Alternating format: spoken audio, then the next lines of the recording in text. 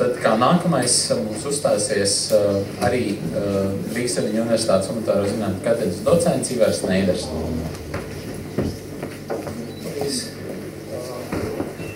Vakar.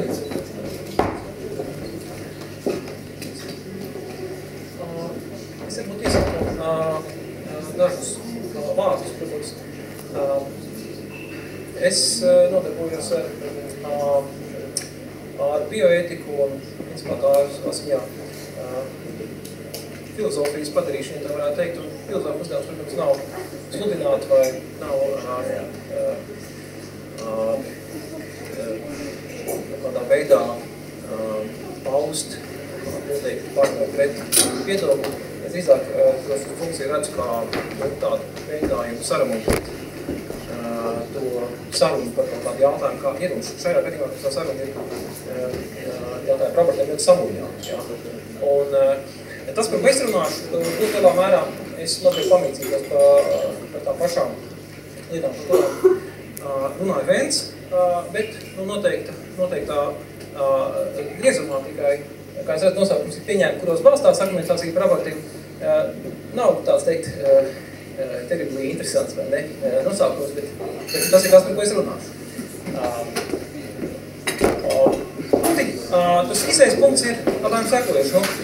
Vents jau iezīmē tās divas galējības un lielā mērā kāds varētu teikt, ka šīs te galējības balstās uz noteiktiem strīdīgiem jautājumiem, par kuriem tad kā cilvēki nevarētu vienoties. Ja? Un tie strīdīgi jautājumi ir... Šī strīdīgi jautājumi ir sekojuši. Kāds varētu teikt, ka viens no jautājumiem, par kuriem cilvēki nevar vienoties, ir vai auglis, ir persona, kurš kopš ieņemšanas brīža ir ar tiesībām uz dzīvību. Vai... Kas tur notiek? Uz otru pusē, uz bijuši. Lieliski. Otrais jautājums, vai auglis iemanto šīs tiesības grūtniecības laikā vai uzreiz pēc dzimšanas un tālāk neprojām. Tālāk. Ja auglis ir persona, vai tā tiesības dzīve var tikt ignorētas kādu citu, piemēram, sievietes tiesību vārdā. Proti, citām sakot, no šīta skatu punktu raugoties, varētu šķist, ka tas centrālais jautājums ir, vai auglis ir persona. Jā, par ko te viss arī lielā mērā tā ņemšanās ir. Un ko tik ļoti mīl arī zin uzsvērt tie cilvēki, kuri argumentē par to, ka aborti noteikti aizliedzami. Kaut kā mēs darboties.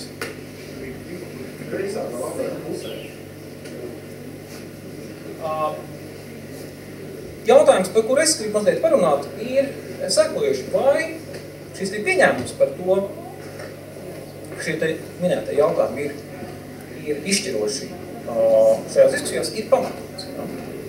Un es sākšu ar atkal pavisam, tā teikt, atvainošos, tāpēc, ka par to jau savā ziņā viens runāja.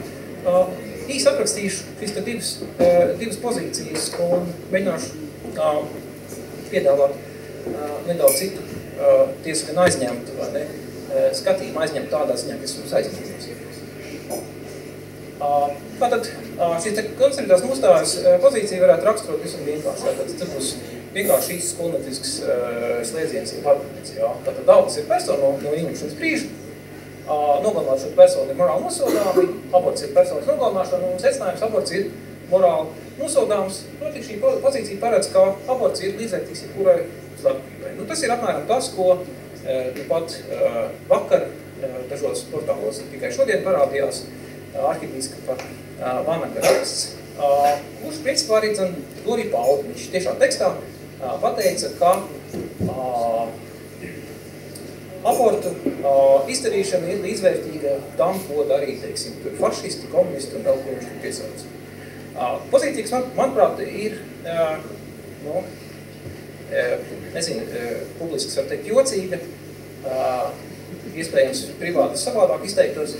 Kāpēc viņi ir jocīgi? Tāpēc, ka šajā gadījumā es pieņemu, būs ļoti daži maz tādi cilvēki, kuri varētu, tā teikt, konsekventi arī viņai pieturēties.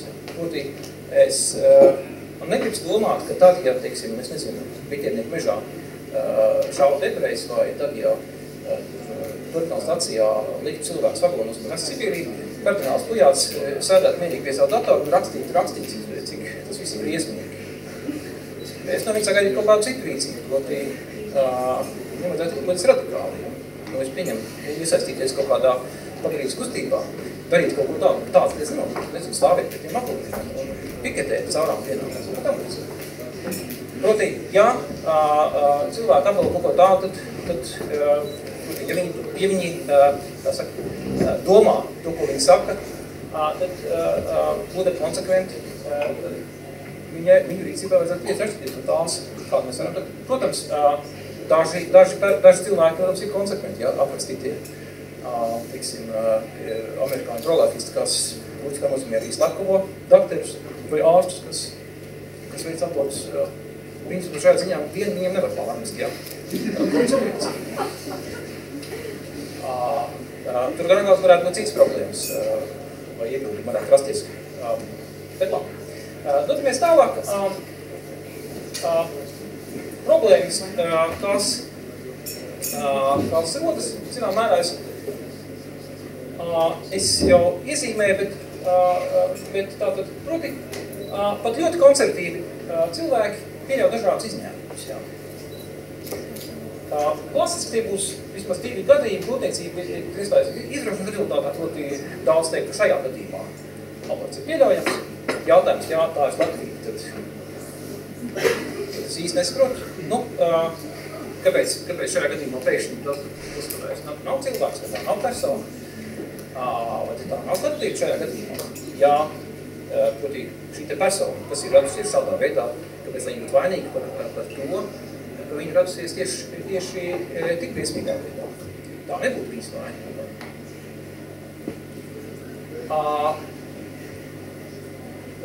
Tā teikt, jābūt cilvēks sakumā cienīts dzīvi. Tas ir otrs gadījums, kur konservatīvi domāju cilvēki pieļaut izņēmumus.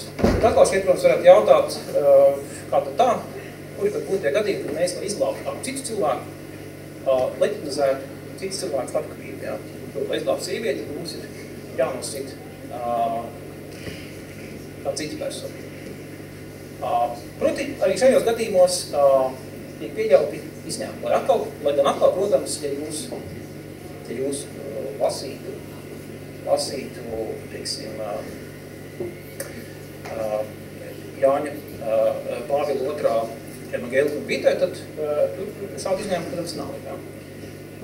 Proti, šajā ziņā katoļi uz oficiāli pieturas diezgan radikālai nostājai un tas, ko tos, teikt, cilvēkus, kas jēstri darbojas pro-life frontē, pie mums arī viņi vairākās gadījumos uzskūto par kā diezgan radikāli, gan es pieņemu, ka liela daļa viņiem pat atļauj tos šādus izņēmumus. Proti, šajā gadījumā es varu teikt, jo vairāk ir šādi izņēmumi, jo uzskatām kļūst tas, ka auglis netiek patiesībā uzlūkos kā persona. Jā. Šajā gadījumā tā ir tukšrunāšana. Tā nav persona, proti, kāds var tā teikt, bet tas nenozīmē to, ko viņi saka. Jā. Tālāk. Mēs aptver pie šīs liberālās pozīcijas, un liberāla pozīcija gadījumā mēs varam izdalīt, kā jau viens norādīja, vismaz divus tādus spektrālus, tādu radikālu nostāju, kas teikt, ka aborts ir morāli neproblemātisks. Morāli neproblemātisks tajā nozīmē, ka izdarīt abortus tāpat kā izgriezt aklo zārnu vai, teiksim, vēl dažādas. Tā ir kaut kāda Mandels izgriezt, piemēram, cik es saprotu, pārstāv darīt, tāpēc, ka sapratu, ka īsti nevar saprast, kāpēc tas ir darīts. Mērenāk nostāja aborts ir morāli problemātiski, proti, kā šeit ir kaut kāda problēma. Kā aborts prasa kaut kādu noteikti pamatojumu. Un es runāšu nedaudz raksturošu šo te mēno nostāju, protams, raksturošu, kādi ir šīs nostājas, varētu teikt, ingredienti. Nu, pirmais tātad, tas viņam šo uzskatu. Augsts nav uzskatāms par personu, kurai ir tiesības dzīvīgi, ja tas būtu ieliekums iepriekšēji uzskatām. Otrkārt, tas nenozīmē, ka aborts ir pieļaujams triviāli apsvērumu dēļ, jā, teiksim, nezinu, gribēt braukt uz Alpiem, paslēpot šodien, kad stāvoklī, uztaisīs abortu apkārtājums.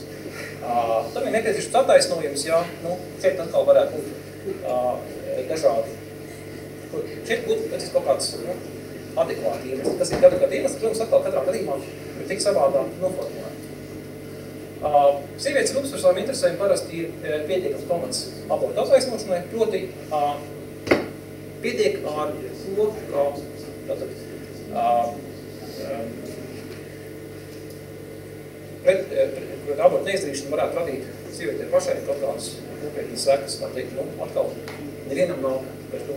Daļas tajā nozīmē, proti, kā vēl viens tātad aspekts šeit, kas raksturo šo pozīciju, kā valstī nav nekāda tīsība iejaukties, jā, šo lēmu pieņemšanā. Vienīgais lēmu pieņemies ir sieviete, par ko atkal vakar jau minētais mūsu arhibīskaps sūdzējās, ka tas nozīmē atzīt vīriešu diskrimināciju, ka viņam nav tiesība aizsargāt savu bērnu dzīvību. Kas man savā ziņā liekas nedaudz komiski. Proti, kādas problēmas ir šajā gadījumā? Šajā gadījumā viens aprakstītās problēmas, ka mēs varam tā teikt aiziet vienā dalībā, proti, jā, abortu izdarīšana ir morāli neproblemātiska, kāpēc tā būtu morāli problemātiski infanticīts, jā, tātad jaundzimušu bērnu uzbrukošana. Proti, klasiskā liberālas pozīcijas nostāja ir, kā tā atļauj pārāk daudz šo te starpību, jā. Bet es gribēju norādīt uz citu problēmu, proti, ja augurs nav persona un tam nevar piedēvēt intereses, tad grūti izskaidrot, kāpēc noteiktos gadījumos abortu izdarīšana ir nosodāmā izskatām par ētiski problemātisku. Proti, kāpēc tad jūs visi sakat, ka mēs visi esam pret? Un tas, ko Greters sākumā teica, jā, tas tā kā pašsaprotam lieta, ka mēs tomēr uzskatām, ka te kaut kā problēma ir. Bet no šīs te liberālas pozīcijas viedokļa īstenībā saprast, kur tad ir tā problēma. Persona nav, sāpes nejūt. Galvā, jā, ja mēs uzskatām par morāli problemātisku jautājumu, tad tādu ir skaidrs, ka mēs no šīs skatu punkta to problēmu izskaidrot nevaram. Ko tādā gadījumā darīt vai?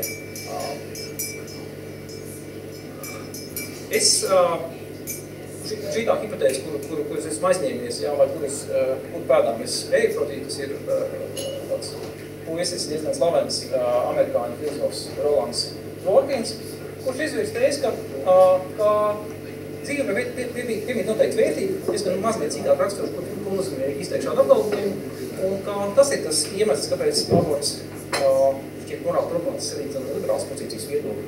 Un tā viņa hipotēze ir vēl interesantāk, proti, ka ar šādu veidu tēzi varētu izskaidrot to, vai šī tēze varētu attiecināt arī uz šo te konservatīvo nostāju. Lai te var šķist, tas varētu sagādāt dažādas problēmas dēļ tā fakta, ka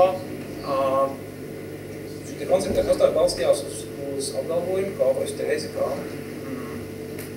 auglis ir persona. Un šajā gadījumā atklājas interesantas lietas, proti, ja mēs palūkojamies, mēs pieņemam šo pozīciju vēsturiski balstīt, ja mēs palūkojamies uz veidu, kā dažādas reliģiskas organizācijas un kopienas ir šo uzskatu pamatojuši, tad faktiski šeit nekur nefigurē šis te personas iedziens, jā. Racionāli bioloģiski iegūtumi dabāt, nekād nav tikuši balstīti priekšstatus, kā augsts ir persona kopš ieņemšanas brīža, jā. Nu, es zinu, Svētais Akvīns Toms, piemēram, uzskatīja, kā ieņemšanas brīdi, tātad augsts. Te nav šīs racionālas dvēseles, tātad viņš nav, pirmā nozīmē persona, ja tas Tom gadījumā tā nozīmē. Bet tā izveidojas vēlāk, ja, nu, zēniem pēc 40 dienām mediciniekās, protams, vēlāk.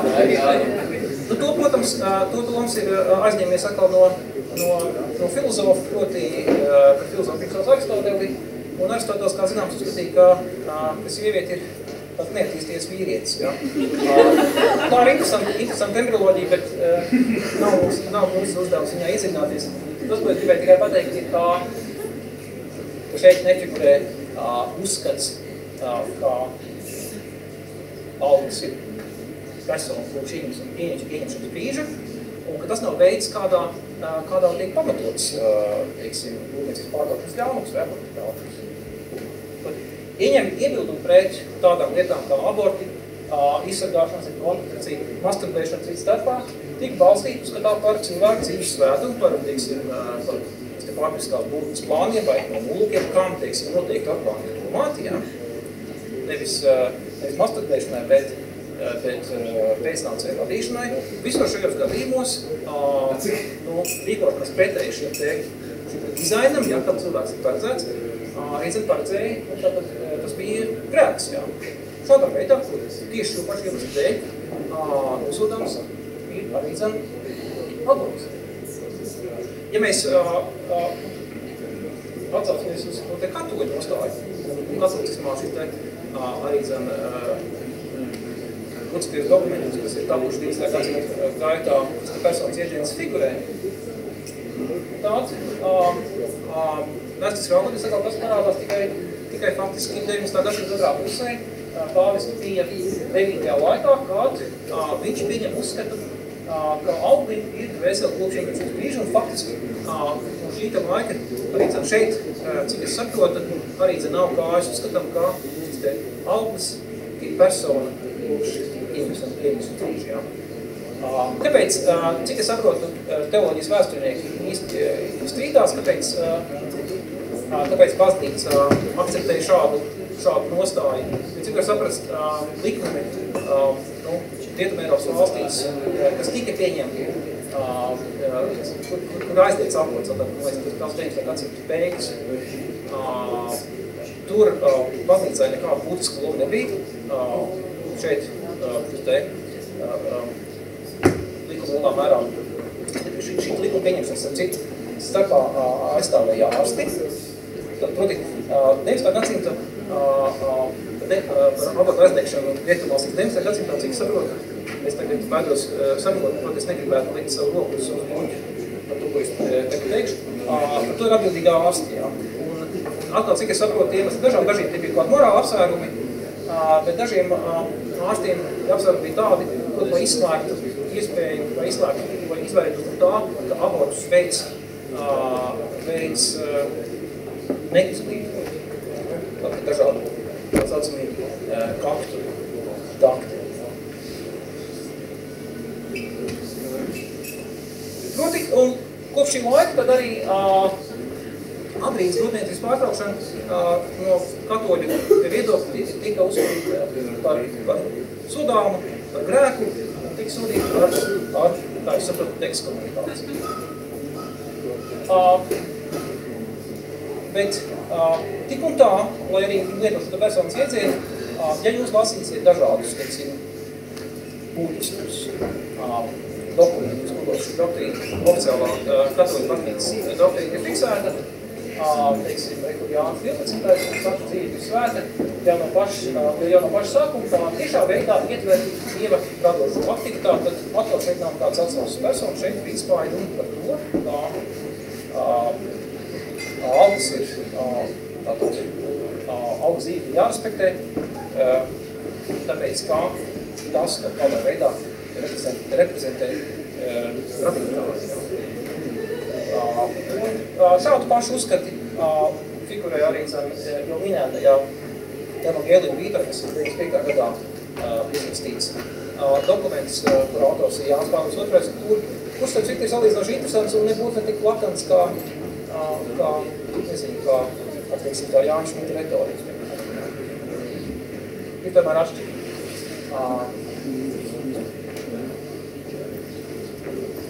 Proti, un te es nonāku pie secinājuma sadaļas, kur es gribētu pateikt visam īsti divas lietas, kas ir abās nostājās šajā te konservatīvajā un liberālā nostājā kopīgs un kas atšķirīgs. Un kopīgs tām abām ir tas, ka abas nostājas veido vai piemīt abām nostājām abas nostājas raksturojums ar tēzi, kā dzīve vai pilnīgi noteikta vērtība, kura ir jārespektē, bet tagad šīs atšķirības slēpsies tajā, kā šī dzīves vērtība var tik dažādi izprast. Izējot no tā, kā mēs viņu saprotam. Un kādā veidā šī dzīves vērtība ir skaidra. Proti, mēs varētu teikt, ka dzīve ir kaut kāda dabiska parādība, kas ir radušies noteikti evolūcijas procesu gaitā, proti mēs šajā nozīmē respektējam dažādus evolūcijas produktus, jā, vai, teiksim, ne tikai dzīvnieks, bet arī floru, visu paudzi mēs vērtējam, ka tas kaut kas saglabājums. Ja mēs tam kaut kādu vērtību pēc tam pierastam, tad tie nav kaut kādi drūži, ja, kurus mēs varam vienkārši iznīcināt un šķiet par to apmierināts. Bet vai liela daļa cilvēku teiktu, ka tā ir kaut kāda lieta, kura saglabājuma, kurai ir vērtība. Bet tajā pašā laikā, protams, to var visām minētajām lietām vērtīgi pierastīt, tāpēc, ka tie ir kaut kādi radītāji produkti. Vai dzīves vērtība nosaka pašas personas ieguldījumus tajā, sasniegumi, pieredzi, spēju, attīstību un tā tālāk. Šajā gadījumā šeit ir šis te kā cilvēku radošais ieguldījums, ja? Tas, kāpēc mēs vērtējam pieaugušu cilvēku dzīvi, ja? Kāpēc mēs varētu piekrist, kā lai arī cik ļoti mēs gribētu izvairīties no aborta, sievietes dzīve ir vērtīgāka šajā nozīmē. Un jautājums tad, vai tas punkts, kur šīs abas pozīcijas atšķirsies, būs jautājums par to, kādā veidā mēs izlūkam šīs divas atšķirīgās vērtības un kur no šīm atšķirīgām vērtībām būs svarīgāk no vienas pozīcijas punktu. Tas ir arī zem visu, ko es gribēju pastāstīt. Paldies par uzmanību.